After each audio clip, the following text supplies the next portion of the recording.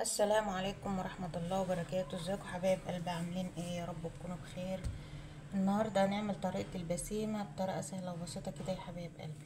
هنعمل الشربات الأول، دي كوباية سكر ودي كوباية كمان، يبقى حطينا كوبايتين سكر على كوباية ونص مية. أول كوباية، نحط كمان نص كوباية علشان الشربات يبقى تقيل بتاع البسبوسة، بتاع البسيمة يعني مش زي البسبوسة، لأن البسبوسة الشربات بتاعها بيبقى خفيف، انما ده لازم يكون تقيل. هنعصر نص ليمونه وهنحطها بقى على النار ونهدى عليها، اول ما تغلي نهدى عليها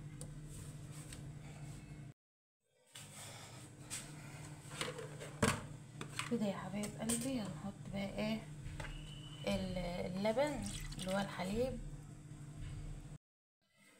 هنحط دي نص كوبايه لبن على نص كوبايه سكر على نص كوبايه سمنه.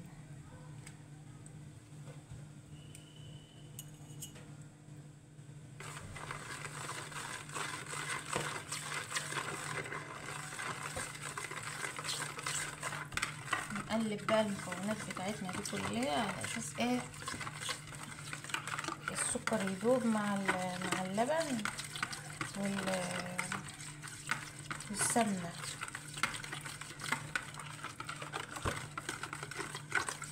كوباية الدقيق يا حبايب قلبي لازم تكون منخولة وتبقى ايه تبقى هشة كده وحلوة. البسمة دي يا حبايب قلبي بتبقى احلى من البسبوسة كمان.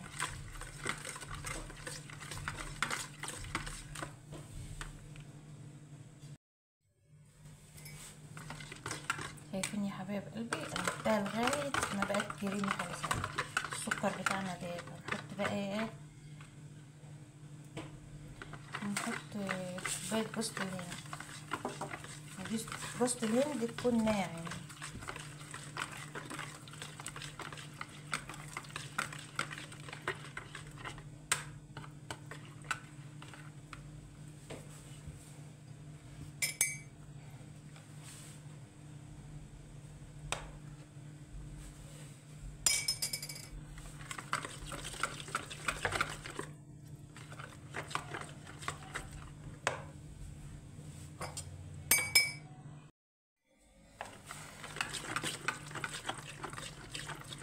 هنا هنحط كوباية دقيق نخلاها طبعا،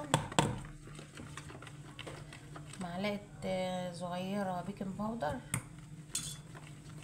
معلقة صغيرة يا حبايب قلبي مش معلقة كبيرة. ودي كوباية سميد ناعم، لازم يكون ناعم. بس هنعمل المقادير بس كده، مش هنعجنها عشان زي البسبوسة بالظبط.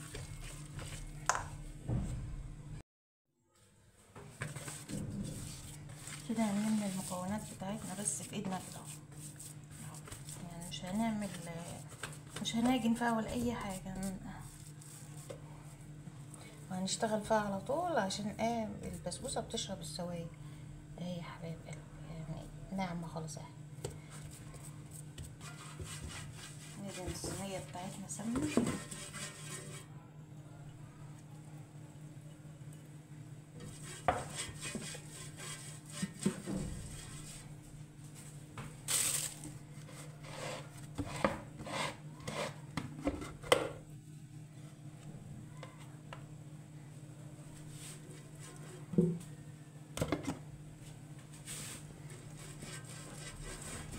جوه هتسقع والسمنة بتجرمز.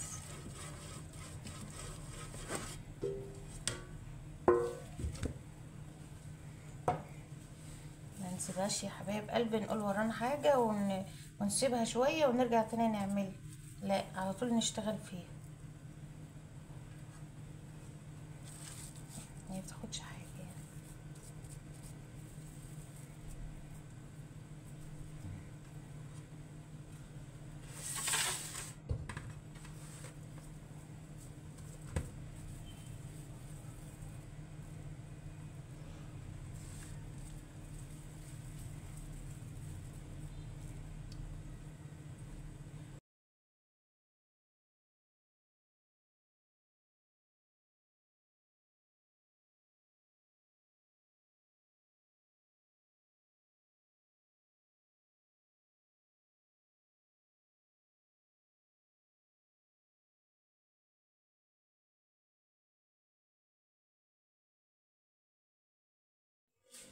كده بقى يا حبايبي الصينيه، كوبايه دقيق وكوبايه سميد، يعني اللي انا عملتهم دول جم الصينيه دي يا حبايب قلب. صينيه حلوه كبيره اهمت. هنحطها بقى في الفرن، لان ما بتقعدش، لان فيها بيكنج باودر وكده. لازم تكوني حاطه عامله بقى الفرن مسخناه، تحطها على الشبكه وتسيبيها بقى براحتها. اهي يا حبايب قلبي.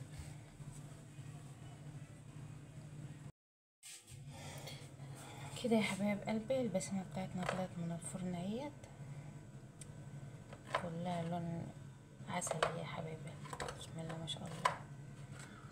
نحط بقى على الشربات اهوت. انا عاملاه تقيل، شايفين يا حبايب قلبي؟ تقيل زي العسل بالظبط اهو. نسقيها بقى كده وهي طالعه من الفرن.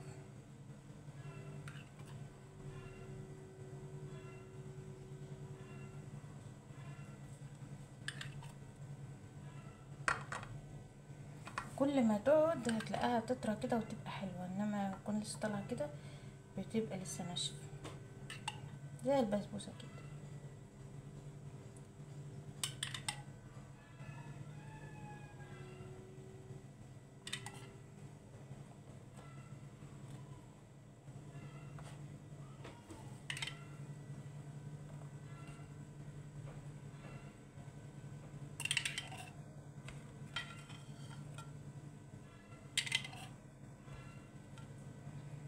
مشتاقه ان انا ادوقها قبلكم، قبل ما انتوا تشوفوها يا حبايب قلبي، لان اول مره اعملها وطلعت بصراحه جميله جدا.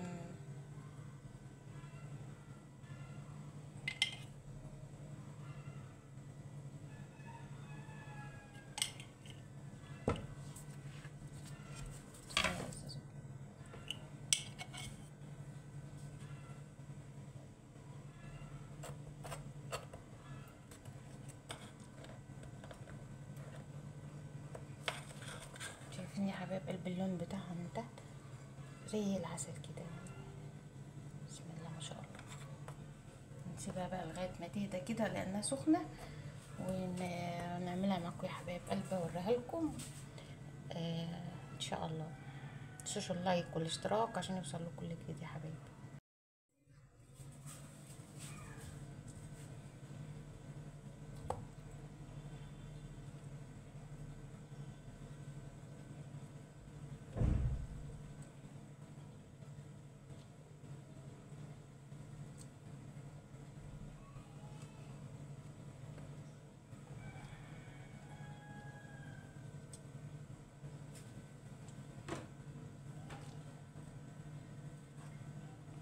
جربوها يا حبايب قلبي، جميله جدا.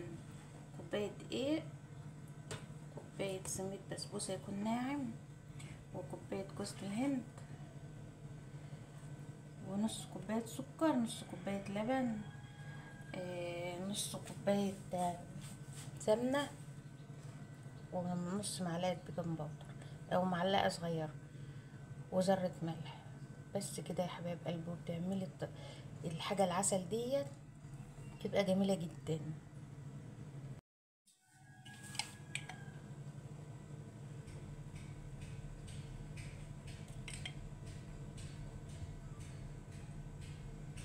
تغلى الشربات كده عشان تبقى طريه وحلوه،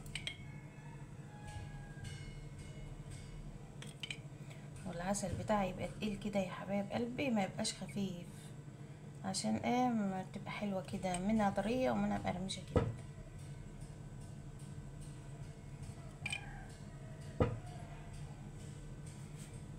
دي بقى كان الروتين بتاعنا النهارده يا حبايب قلبي.